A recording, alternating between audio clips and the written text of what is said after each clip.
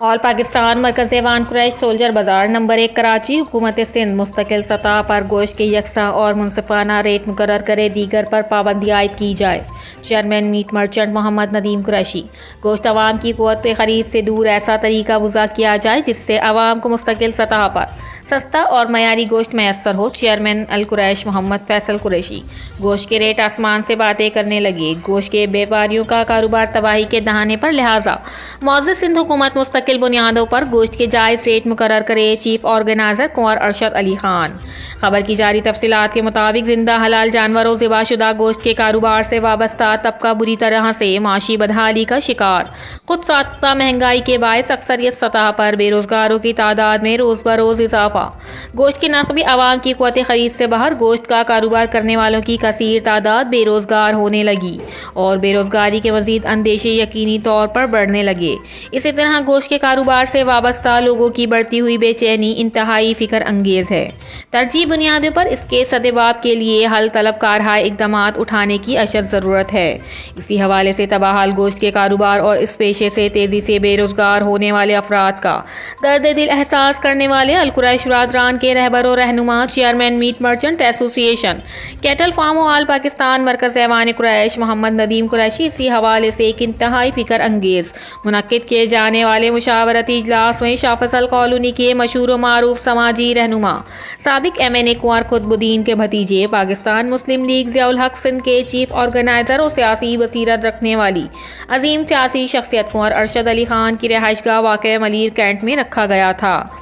उन्होंने अपनी शिरकत को यकीनी बनाया। उनके हमरा उनके बड़े फर्जंद अर्जुमंद मोहम्मद मुर्तज़ा कुरैशी बरादरान अल कुरैश शाह फैसल कॉलोनी की मारूफ कारोबारियों समाजी शख्सियत और चेयरमैन अल कुरैश वेलफेयर मोहम्मद फैसल कुरैशी, नायब सदर अल कुरैश वेलफेयर शाह फैसल टाउन खलील कुरैशी, मारूफ कॉलमिस्ट दानिशवर और सीनियर सहाफ़ी ऑल पाकिस्तान मरकज़ ऐवान कुरैश के मरकज़ी chief organizer, press media adviser और मीडिया सेल इंचार्ज खादिम कुरैश, खाकसार अहकरुल इबाद ऐसे गफ्फार भी खुसूसी तौर पर इस फिक्र अंगेज मुशावरती इजलास में शरीक थे।